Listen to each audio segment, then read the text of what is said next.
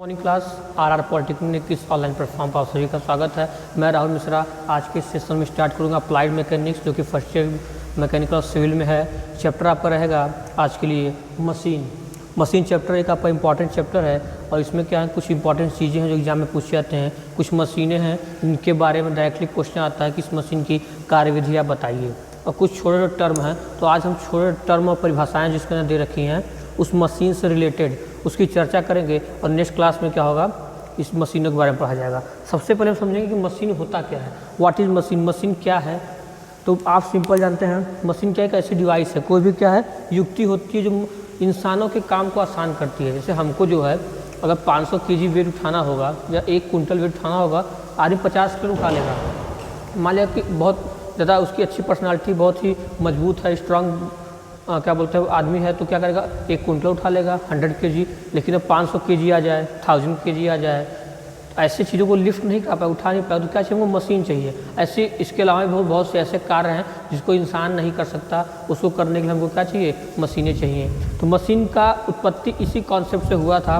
तो मशीन क्या होती है, मशीन एक युक्ति है, एक क्या है, युक्ति कहते हैं हिंदी में, ये इंग्लिश में क्या कहेंगे, डिवाइस है, ठीक है। ये क्या है, एक युक्ति है, डिवाइस है, जो क्या करता है किसी भी फॉर्म की एनर्जी, या अगर एनर्जी हमारे पास ऊर्जा है, चाहे वो किसी भी रूप की ऊर्जा हो। जैसे ऊर्जा हम जानते हैं सोलर एनर्जी पढ़े, सौर ऊर्जा, टाइडल एनर्जी ज्वार ऊर्जा, हाइड्रोलिक एनर्जी, विंड एनर्जी, जितनी भी आप एनर्जी जानते हैं उस सारी एनर्जी को क्या कर सकता है, वो मैकेनिकल एनर्जी यांत्रिक ऊर्जा में परिवर्तित कर सकता है, यांत्रिक कार्य करने में सक्षम होता है, ठीक है। तो मशीन क्या हो जाएगा, मशीन एक ऐसी डिवाइस है जो किसी भी प्रकार की उपलब्ध ऊर्जा को यांत्रिक ऊर्जा में बदलकर वांछित यांत्रिक कार्य करने की क्षमता रखता है, ठीक है। मशीन क्या एक ऐसी युक्ति है जो किसी भी फॉर्म में उपलब्ध ऊर्जा को यांत्रिक ऊर्जा में बदलकर यांत्रिक कार्य करने की क्षमता रखता है, ठीक। परिभाषा हो गया। कोशिश मैं करूँगा कि आज नहीं तो कल तक आपको जो भी चैप्टर आज पढ़ा रहा हूँ मशीन, इसका PDF आपको प्रोवाइड कर सकूँ, ठीक है। फिर भी आप मेरा लेक्चर ध्यान से सुनेंगे। अगर आप नोट्स खुद से बनाना चाहते हैं तो वीडियो में ध्यान से सुनिए। अगर स्पीड ज़्यादा लग रही है तो प्लेबैक स्पीड में जाके स्पीड को कम कर लीजिए 1 से नीचे, और स्लो मेरी आवाज़ आपके पास आएगी, वीडियो को पॉज करके आप अपना नोट्स बना सकते हैं। फिर भी मैं कोशिश करूँगा कि PDF आपको प्रोवाइड कर सकूँ, ठीक है। तो मशीन मैंने बताया क्या है, मशीन एक ऐसी युक्ति है, डिवाइस है जो किसी भी प्रकार की उपलब्ध ऊर्जा को क्या कर सकती है, यांत्रिक ऊर्जा परिवर्तित करके यांत्रिक कार्य करने की क्षमता रखती है। ये हो गया मशीन। अब मशीन को समझेंगे कि मशीन क्या हो सकती है, मशीन की सब उसके बाद हम पढ़ लेंगे मशीन के प्रकार, ठीक है। मशीन के प्रकार में देखिए मेन 2 टाइप का, एक आपका हो जाएगा आदर्श मशीन, ठीक है, आइडियल मशीन। नंबर 2 आपका हो जाएगा वास्तविक मशीन। क्या हो जाएगा, रियल मशीन। देखिए आदर्श वर्ड जहाँ आप देखेंगे समझ जाएंगे आदर्श कोई चीज़ होता नहीं है, ठीक है। तो आदर्श कुछ होता नहीं है, बस उसको पढ़ने के लिए होता है। तो आदर्श मशीन कैसा होगा, देखिए मान लीजिए कि कोई मशीन है, हम उसमें कुछ ऊर्जा दिए तो कुछ हमको काम करके देगा वो, ठीक है। तो आदर्श मशीन ऐसी मशीन होती है कि उसमें क्या होता है, उसमें कोई लॉस नहीं होता है। जैसे हमने मान लीजिए कैसे कि कोई काम किया, ठीक है। जैसे मान लिया हमने कुछ ऐसी कोई मशीन हमारे पास है, ठीक है। तो मान लिया हमने उसमें ऐसे मान लिया कोई पंप है, ठीक है, पंप में हमने क्या किया, पानी फ्लो करा दिया। अब हमने पानी डाल दिया 1 लीटर, उधर जाके हमको 1 लीटर पानी मिल जाएगा, नहीं मिलेगा, क्योंकि उसमें घर्षण के कारण कुछ लॉस होगा, कहीं कुछ लीकेज होगा, ठीक है। तो वो क्या होगा, उसमें कुछ ना कुछ लॉसेस होंगे। ऐसी बहुत सारी मशीनें हैं, ऐसे हमारी टरबाइन है, टरबाइन में हमने जितनी जो है एनर्जी दी है, क्या वो पूरा मैकेनिकल एनर्जी बदल पाएगा, नहीं बदल पाएगा। पंप है, बदल पाएगा, नहीं बदल पाएगा। ऐसी बहुत से डिवाइसेज हैं जिसमें हम एनर्जी उसको दें तो 100% जितना दिया है उतना हमको आउटपुट नहीं मिलेगा। 2 चीज़ होता है, जैसे मान लें मशीन पे हम जो चीज़ एनर्जी देते हैं उसको इनपुट कहते हैं, इनपुट एनर्जी, हिंदी में निवेश ऊर्जा, और हमको जो अंतिम में मिलता है उसको कहते हैं आउटपुट एनर्जी, इसको कहेंगे निर्गम ऊर्जा। 2 चीज़ होती है मशीन में से कि हमको चलाना है, ठीक है। ऐसे अब फर्स्ट टाइम लाइब्रेरी में अगर गए होंगे, लेथ मशीन देखा होगा, बहुत सी मशीनें, तो हमको एनर्जी देना पड़ता है ना। कौन सी एनर्जी देते हैं? इलेक्ट्रिकल एनर्जी देते हैं, बिजली देते हैं, दैट इज़ क्या है? Electrical energy. वो क्या करता है? हमको कार्य करके देता है। हम चाहते हैं लेथ को चला के अपना कोई चीज़ बना लें, तो क्या है? वो हमको कार्य कर रहा है। एनर्जी कौन सा दिया? Electrical energy. उसने क्या किया? मैकेनिकल एनर्जी हमको चेंज करके हमारा कार्य कर दिया, तो वो भी क्या है? मशीन है। तो वैसे क्या कि हमने जो चीज़ दिया वो इनपुट है, जैसे इलेक्ट्रिकल एनर्जी क्या? इनपुट, और हमने जो कार्य करके निकाला बाहर वो क्या? आउटपुट। तो अगर इनपुट एनर्जी और आउटपुट एनर्जी बराबर हो जाए तो ऐसी मशीन क्या हो जाएंगी? आदर्श मशीनें हो जाएंगी। लेकिन आपको पता है आदर्श कुछ होता नहीं है, ठीक। परिभाषा कैसे लिखेंगे? ऐसी मशीन जिसकी दक्षता 100% हो, मतलब उसमें कोई लॉस ना हो। ऐसी मशीन जिसकी दक्षता समझते हैं? इफिशियंसी क्या हो? 100% हो। इसका मतलब क्या है कि इनपुट और आउटपुट क्या बराबर है। तो ऐसी मशीन जिसकी दक्षता 100% होती है, अर्थात जिसमें निवेश ऊर्जा मतलब इनपुट एनर्जी और निर्गम ऊर्जा बराबर होती है, ठीक है। या इसको कह सकते हैं इनपुट वर्क भी कह सकते हैं, निवेश कार्य, इसको निवेश कार्य भी कह सकते हैं, वर्क, और क्या? निर्गम कार्य, वर्क, ठीक है। इनपुट एनर्जी आउटपुट एनर्जी बराबर होती है, दक्षता 100% होती है, या निवेश कार्य और निर्गम कार्य आपस में बराबर होता है, तो वो ऐसा मशीन क्या होता है? आपका आदर्श मशीन होता है। दूसरा क्या हो जाएगा? रियल मशीन, ठीक है। रियल मशीन क्या हो जाएगा? ऐसा मशीन ऐसी मशीन जिसकी दक्षता 100% न हो, मतलब उसमें क्या हो? परिभाषा सुनेंगे, ऐसी मशीन जिसकी दक्षता 100% न हो, मतलब ये मशीन आदर्श नहीं है, ठीक है। इसमें क्या होता है? इनपुट एनर्जी का कुछ भाग मतलब निवेश ऊर्जा का कुछ भाग मशीन के अंगों के मध्य घर्षण के विरुद्ध नष्ट हो जाता है। समझ में आ रहा बात मेरा?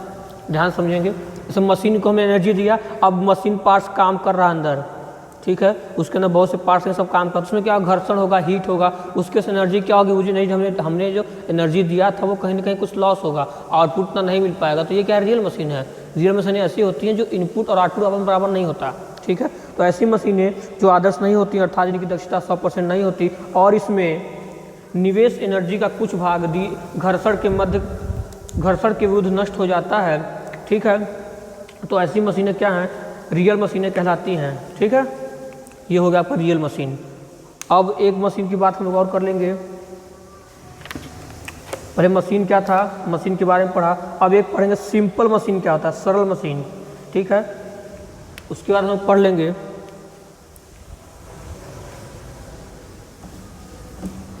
एकदम एक एक लाइन पे भाषा पढ़िएगा।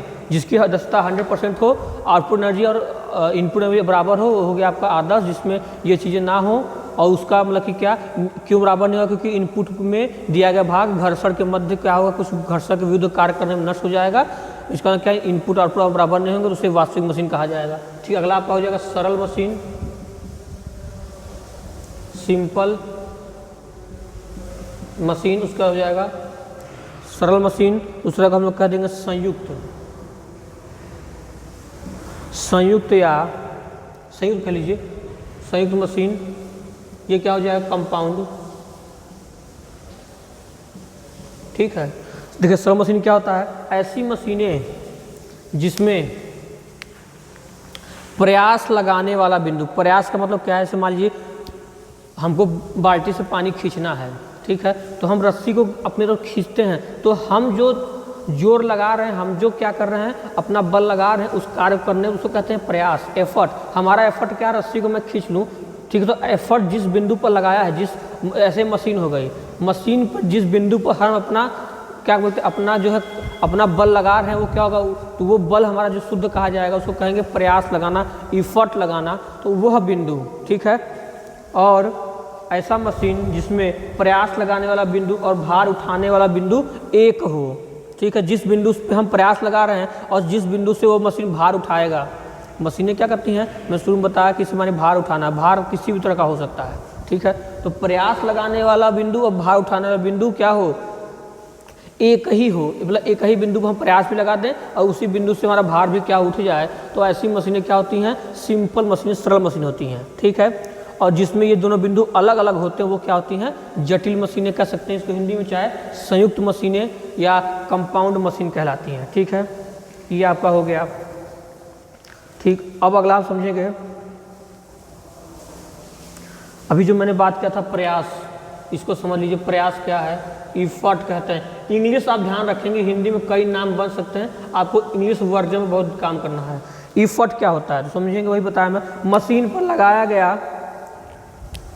गया बल या प्रयोग किया गया बल समानतः प्रयास कहलाता है। ठीक है, मशीन पर लगाया गया मेरा जो बल है या मेरा जो क्या है प्रयास है, वही क्या है, एक प्रयास है। मशीन पर लगाया गया या प्रयोग किया गया जो बल है वो क्या कहलाएगा, प्रयास कहलाएगा। ठीक है, किसी मशीन पर लगाया गया बल, ठीक है, प्रयास कहलाता है। ठीक, अब हम बात करेंगे बोझ। ठीक है, बोझ या भार क्या होता है, जैसे बोझ, लोड की बात करेंगे। इस समय यही होगा ना, हमको भार उठाना है, बोझ उठाना है, मशीन में यही सब काम होगा। हम कितना बल लगा रहे हैं, कितना भार उठ पा रहा है, क्या एनर्जी लग रही है, क्या होगा, तो यही सब मशीन के अंदर कोई चीज़ें हैं। क्योंकि मशीन क्या करता है, इंसान के काम को कम करता है। तो इंसान क्या करता है, वर्क करता है, इंसान प्रयास लगाता है, इंसान भारों को उठाता है, इंसान क्या करता है, कामों करता है। तो मशीन को प्रयोग क्यों, क्योंकि मशीन क्या होगी, अधिक से अधिक भार उठा सकती है, कम समय में कर सकती है, ज़्यादा एक्यूरेसी के साथ कर सकती है, इसलिए मशीनों का हम लोग प्रयोग करते हैं। ठीक है, तो अगला क्या हो जाएगा, बोझ क्या होता है, तो क्या होता है, किसी मशीन द्वारा उठाया गया जो भार है वही क्या कहलाता है, बोझ कहलाता है। एक एक लाइन परिभाषा समझाऊंगा, सिंपल आप लोग वही दिमाग में रखेंगे। ठीक है, प्रयास क्या, मशीन पर लगाया गया बल प्रयास कहलाता है, मशीन द्वारा उठाया गया भार बोझ कहलाता है। क्लियर। अब यांत्रिक लाभ क्या होता है, अगली हेडिंग आपकी बनेगी यांत्रिक लाभ, मैकेनिकल एडवांटेज।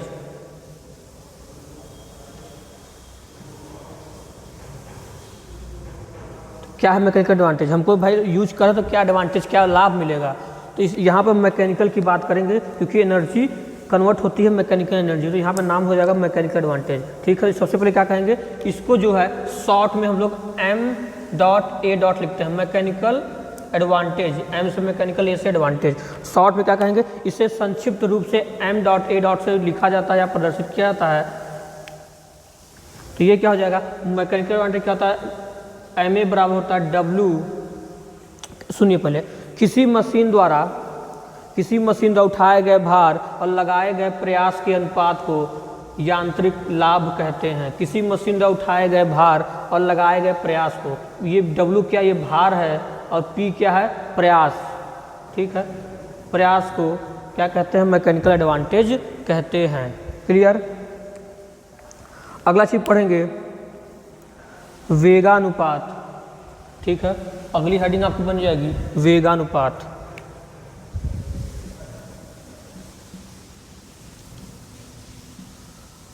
Velocity ratio. फिर इसको समझेंगे, कहेंगे इसको शॉर्ट में या संक्षिप्त रूप में V.R. से प्रदर्शित किया जाता है, वेलोसिटी रेशियो। ठीक है, परिभाषा देखेंगे, किसी भार को उठाने में प्रयास द्वारा जितना विस्थापन होता है और भार का विस्थापन के अनुपात को वेग अनुपात कहते हैं। ठीक है, क्या हो गया, किसी मशीन द्वारा हम क्या करें, प्रयास लगा रहे हैं, तो उससे जो विस्थापन होगा, ठीक है, उसको y से दिखा देंगे, और भार के विस्थापन के अनुपात को वेलोसिटी रेशियो कहते हैं। लिख देता हूं मैं,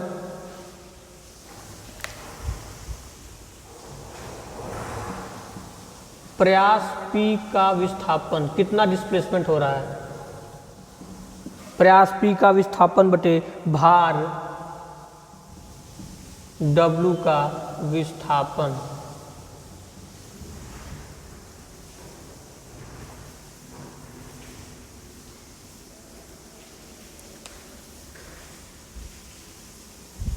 ठीक है, समझ लेंगे। क्या हो गया, किसी मशीन द्वारा प्रयास P का विस्थापन और प्रयास W का विस्थापन का अनुपात वेलोसिटी रेशियो कहता है। क्या मतलब है, जैसे हम प्रयास, किसी मशीन में प्रयास मतलब एफर्ट लगा रहे हैं, तो उससे कितना डिस्प्लेसमेंट हुआ और कितना भार उठाने में डिस्प्लेसमेंट हुआ, इन दोनों का अनुपात निकालें तो क्या मिल जाएगा, वेगानुपात मिल जाएगा। सिंपल में क्या कह सकते हैं, और सिंपली P का जो वेग है, प्रयास P के वेग और भार के वेग के अनुपात को वेगानुपात भी कह सकते हैं। ठीक है, सिंपल में क्या कहेंगे, वास्तव में प्रयास के वेग और भार के वेग के अनुपात को वेगानुपात कहते हैं। ठीक है, इतना ध्यान रखेंगे आप लोग। ये हो गए मुख्य कुछ परिभाषाएं आपकी। ठीक है, यांत्रिक लाभ हो गया, ये हो गया। अब हम लोग बात करेंगे किसकी, मशीन का नियम। ठीक है, लॉ ऑफ मशीन की बात करेंगे।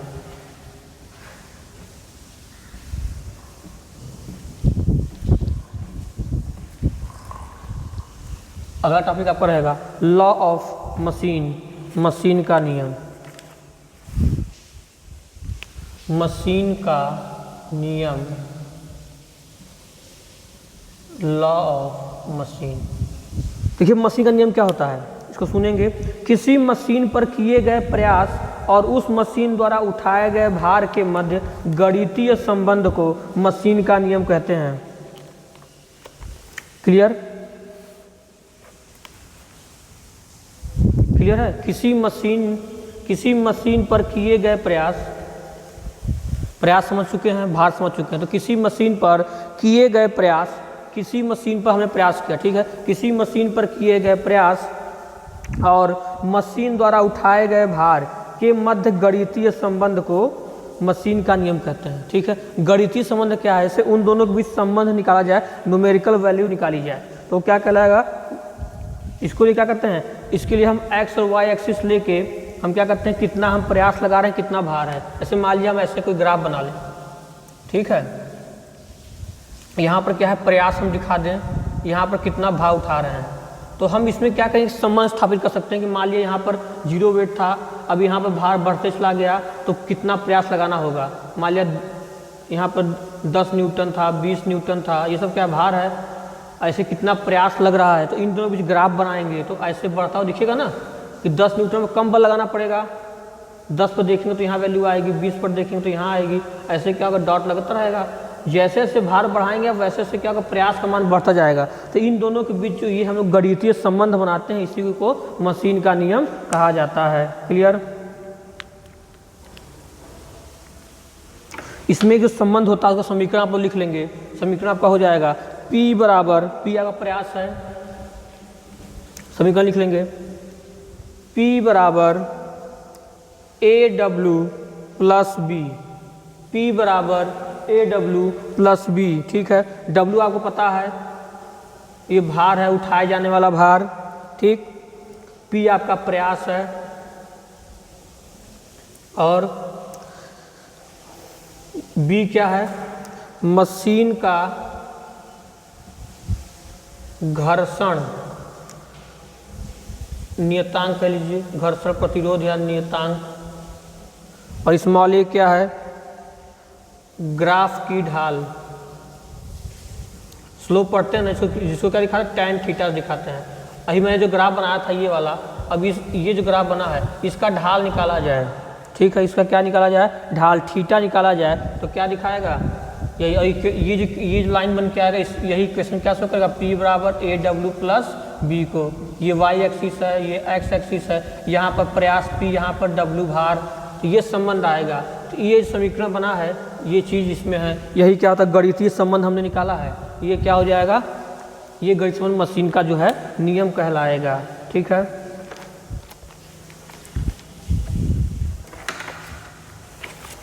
तो यहाँ तक आप एक बार देखिए।